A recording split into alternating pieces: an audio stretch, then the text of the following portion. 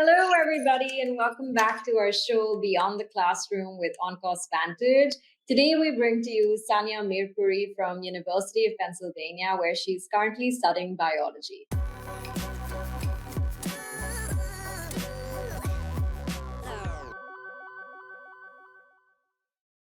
Sania attended Ghana International for high school, where she was the head girl and wore many hats with her own outreach program, as well as a hockey player, poet, artist, and leader. Yeah, so Sania, we're very excited to have you on the show. Thank you for joining us. Thank you for having me. Lovely. So Sani, of course, you're at UPenn, and currently studying biology, as I mentioned. But can you actually take everyone back to that moment of the whole journey, rather, of picking your major choice and how you came to like biology, and decide on that, and how did you build your profile towards it as well? So, as a kid, I was always interested in STEM. So I always knew that I wanted to do something STEM related. But the actual, biology moment that made me decide that I wanted to pursue biology and eventually medicine was when a close family friend passed away from prostate cancer, and they weren't able to get, the right healthcare, to the right treatment in time, and I just, that really spoke to me, and that made me decide that I wanted to pursue medicine. Right. And in terms of building my profile towards biology, I took a number of, courses. I did like a cancer biology course online during COVID. The problem was that like I couldn't, do a lot of in-person activities because of COVID. Right. So I built my profile online. I did the online courses. I did a couple of online internships, and obviously like my coursework in school, I took biology at the A level and IGCSE. And now actually studying biology in college, what's that been like? Your idea of what a bio major was like, does that actually translate to the classes you're taking? And what does the bio major at UPenn look like? So what's actually funny is that I have not taken a biology course yet. I so because like it's in the College of Arts and Sciences, and it's a liberal arts education. In my first year, I was, trying to meet like other general education requirements alongside other requirements for the biology major. So, aside from actual biology courses, I need to complete, the general biology major requirements like chemistry, general chemistry, and math, and then also like other classes for the general school requirements, so like the language and the first year writing seminars. So that Right. those are like the classes that I took in my first year. Um, in terms of what a biology major looks like, I don't feel like I know exactly what that feels like right now. Right. But because in my first year, and I haven't declared my major yet, it gave me a lot of flexibility to explore other classes as well. Right, right. And have you actually, are you on the pre-med track, and do you have to declare that early on from your first year itself? Yes. So ideally what happens is the pre-med track is just a list of classes that you have to complete by the end of, your 4-year degree. So you can major in anything literally and still follow the pre-med track. And yeah, so I am following a pre-med track. Pre-med track. Got it. Got it. And I do remember your interest in poetry and other subject areas as well. So you're exploring those as like minors, elective classes in college. What has your experience with even the core requirements been so far? Yes, so I actually took a poetry workshop in my first semester, and that was really interesting. Like it was a very small class. It was literally 7, 8 people, and I Mhm. feel in terms of getting that specialized attention towards your writing, that was really nice for me. Like I enjoyed, working on improving my writing as well.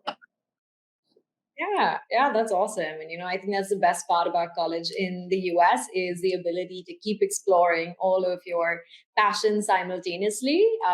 So unlike other countries where you may have to just focus on bio and medicine, here you can mix it up with so many other different options. And expanding on your experience at UPenn, being on campus now for a year, of course, you had your reasons about why college before you went there. But yeah, what's your experience at UPenn been like so far? It's been very interesting. I mean, obviously, like the environment is very different from what I'm used to. Weather and um, just the American life in general. It's a lot Right. more. There's a lot more freedom. There's a lot more. Just like building a routine and trying to Yeah. adjust to life. It was initially difficult, but I do believe I'm fully adjusted now, and uh there are certain things that I had to learn, and I was able to, work my way through. Right. Right. Awesome. Yeah. So I think on that note, we'll move to a bit of a fun section in the show. And, because you're at UPenn and UPenn students are called Quakers, for you, we're going to call this the Quaker Quick Takes, just because it's going to be rapid fire. So, favorite professor at UPenn? My French professor, Professor Rabaya. Yeah, she was really sweet. Nice. Awesome. Favorite class at UPenn so far? There was this class that I took last semester called comparative medicine, Mhm. and it was really interesting because it's basically like history of medicine in Europe, India, and China, and it really provided insight into like the public health landscape. Wow. Yeah, that sounds super interesting. A club you're a part of at UPenn? PASA, the Pan African Students Association.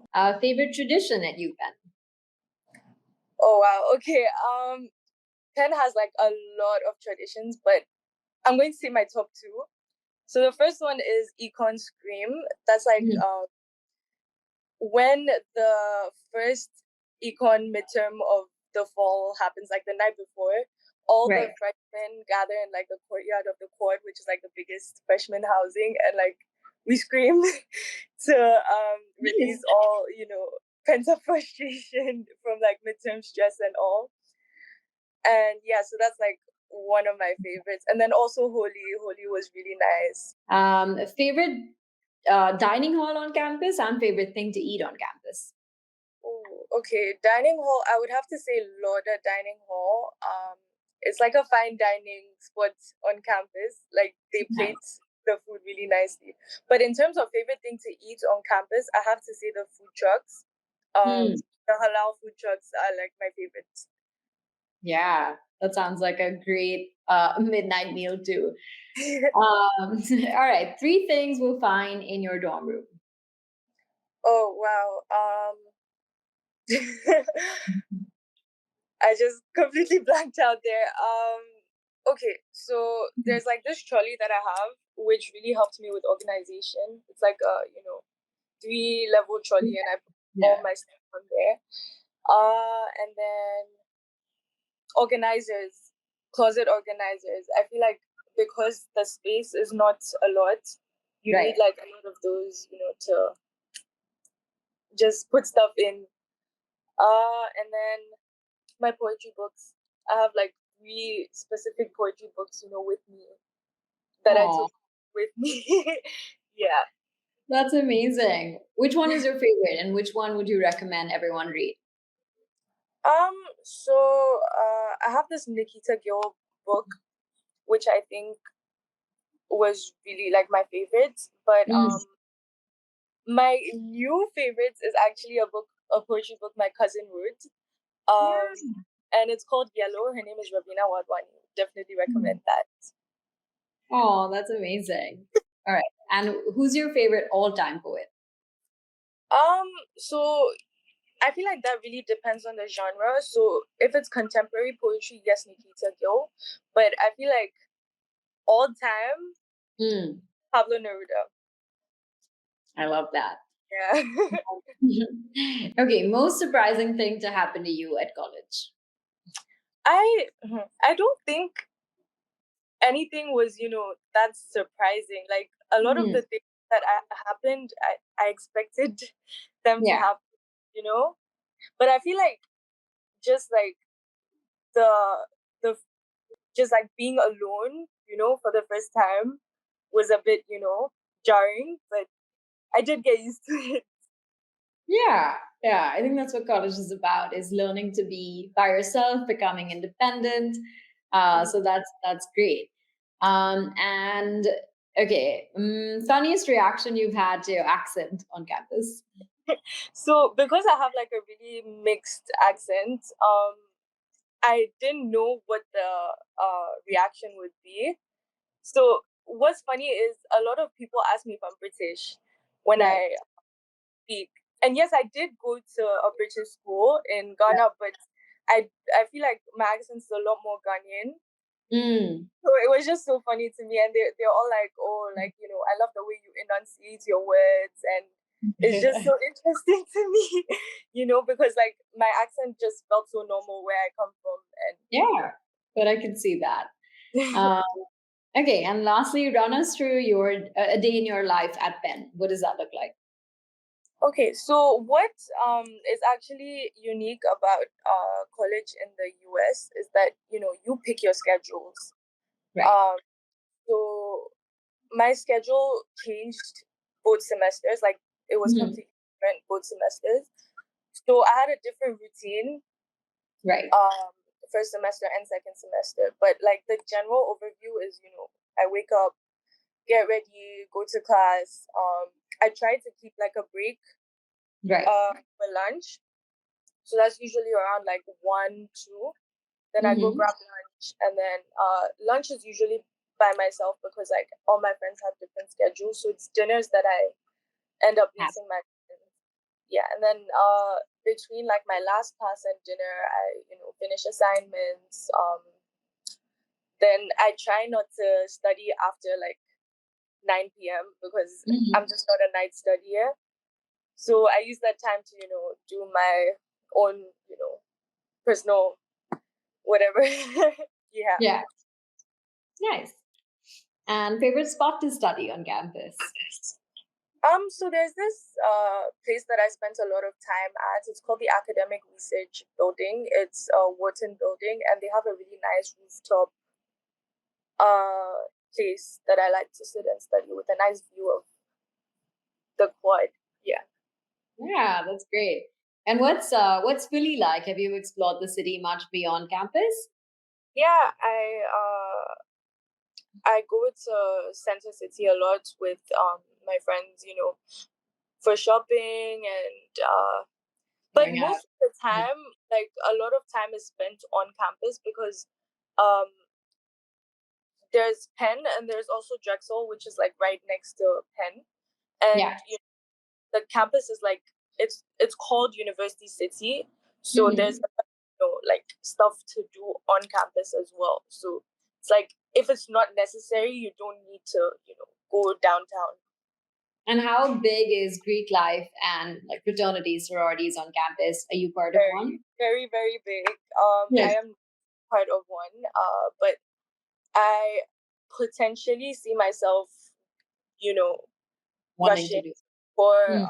the pre-professional ones. In continuation to that, how easy has it been to engage in research in college as a STEM student? Because research is a big part of what you do, and of course, that'll now start in your second, third, fourth year. But even from what you've heard from your seniors and older people on campus, like how easy is that to do? So in terms of opportunities, there are a lot of opportunities. There's an entire department allocated to help students with that. It's called Yeah. the Center for Undergraduate Research and Fellowships. Hmm. And they actually have a mentorship program where you can sign up to be mentored by either a junior or senior. And like they just guide you through the process of finding research opportunities, and you can also email um Professors yourself. by yourself. So I would say that in terms of opportunities, there are a lot. I plan on engaging myself in that next year, which is my sophomore year. Right. I sort of took freshman year as a calm Yeah, that's time. fair. Yeah. And out of all of your other extracurriculars, because of course you did a lot in high school, what have you sort of continued on in college? Of course, we did talk about poetry a little bit and your involvement with, the student body association. But beyond that, what else are you doing? I feel like in terms of clubs, I haven't really explored a lot of the clubs at Yeah, because like I said, I was trying to take, first year a little easy to adjust to the yeah. entire college system. But I have definitely continued with my hobbies, like the poetry, the crochet. I just use that as like my de-stress, sometimes. Um, but next semester, I definitely do plan on, getting into more clubs and activities.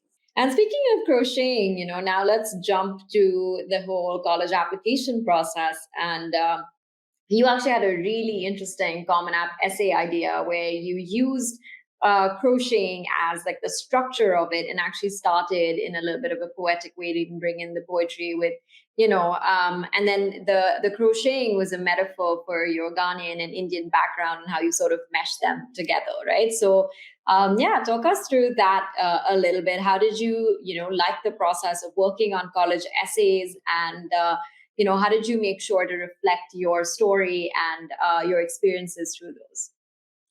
So I remember you told me that like, your common app essay has to really encapsulate who you are as a person.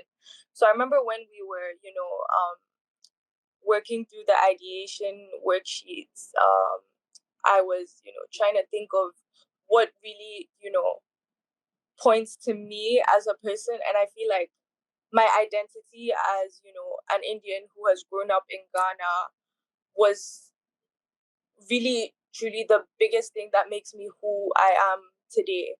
So I was just trying to figure out a way to, creatively express that. And I think the best way to do that was through one of my hobbies, which was crochet. So yeah, I feel like that's basically what the Common App essay Was about. was Yeah. about. Yeah. Yeah, and I think they came into so many other essays as well. I remember even your community essay at Penn was about jollof rice and like the process of making it. Yeah, talk about that a little bit too. So the entire idea was that you know, there's always this like jollof rice has been my, favorite dish. It's my favorite Ghanaian dish, and it has to be prepared, a very specific way. And just the absolute, the mixture of all the spices and all the, ingredients makes it taste so good. And that's like Mhm. the imagery that I translated onto, Penn as a school. So my entire idea was that Penn basically has everything that I'm looking for in a school. Yeah, yeah, I love reading both of those essays, and I think they're such good examples of taking something so small but so meaningful to you, and using it so effectively in your essays. So yeah, I definitely wanted you to touch upon that. But yeah, expanding a little bit more on the Ivy advantage, definitely makes a lot of difference to go to one of those top 8 schools as a student, and maybe comparing your experience to other friends you may have at other colleges, and even what you hear from others on campus. Like, can you touch upon that a little bit? Like, where do you see this IB advantage playing out in your college life? I feel like in terms of, opportunities and like just quality of education, um, that is something that, Ivies don't fall short of. And when it comes to, job applications, um, I have, a couple of seniors in college who have gotten really good, job placements for like internships over the summer. I Yeah. feel like just like that name of, the school just really helps, also obviously the individual themselves, but just the recognition that the school has really, Right. really, you know. Yeah, yeah, I'm sure you always get those reactions whenever you tell anyone where you go to Yeah. college. They're like immediately impressed that you go to yeah. Again, looking back and just comparing your entire US education to the UK medicine option, because I remember during the application process, that was something that you were strongly considering. You know, you went through the entire process of doing the PMAT, the UCAT, and trying to study medicine in the UK. So now that you have actually spent some time studying, in the US, are you happy with your ultimate choice of being in the US? And can you also just touch upon those differences across studying medicine in the UK versus the US? Yeah. Okay, I would definitely say I'm very much happy with my choice to study in the US, primarily because um, I am someone who has had like multiple interests since I was, young, and the undergraduate program in the US really allows you to explore, other things alongside studying your primary Mm, major. And that's, something that I wouldn't have been able to, get in the UK. UK. But one advantage that the UK definitely did have was, the direct entry medicine Med- program, and it's also shorter if you look at it. I think UK most schools are 5 to 6 years, but then US it's 4 years undergrad and then medical school. right. So but I would definitely say that if you are someone like me who has multiple interests, and also it's also a matter of being sure. Like if Mm, you are not sure, I was definitely convinced that I wanted to do medicine, but yeah. like if they're not sure, then UK probably isn't the best option, because just switching, like just changing your mind is a bit difficult over there. But True. in the US, you have up till your sophomore year to declare your major. Right. Right. Yeah, that is a big advantage for sure. And now getting into your second year and over the next 3 years of college, what are you looking forward to? What is your goal with your education now from this point onwards? I so number one on my priorities, just getting into research. Like I feel like Mhm. that is really much high up there. Right. Obviously, eventually the medical school applications will start, and just transitioning. Um, but I am also very excited to start focusing on my specific interest in terms of like next year I will be declaring my major, and so all my classes are going to be more streamlined towards biology and pre-med. So I'm just Right. excited to see how all of that phases Shapes out. up. Yes. Yeah. To close off our conversation today, can you now just put yourself in the shoes of younger students still looking to apply to college and in that process of doing all of the application work? What advice would you want to give them, or what tips or tricks should they keep in mind? So I remember like when I was applying, I was obviously very anxious, and I think the one thing I would say to people applying right now is that you'll go where you're meant to go. I remember I had a very different idea of what I wanted my life to look like, and I ended up somewhere completely different. And I'm very much happy with where I am right now. So Yeah. I feel like everyone needs to know that you'll go where you're meant to go, and the college application and decisions is not a reflection of your capabilities, because it's truly very much like it's a very complex process, and it doesn't reflect how good a candidate you are. Yeah. Yeah.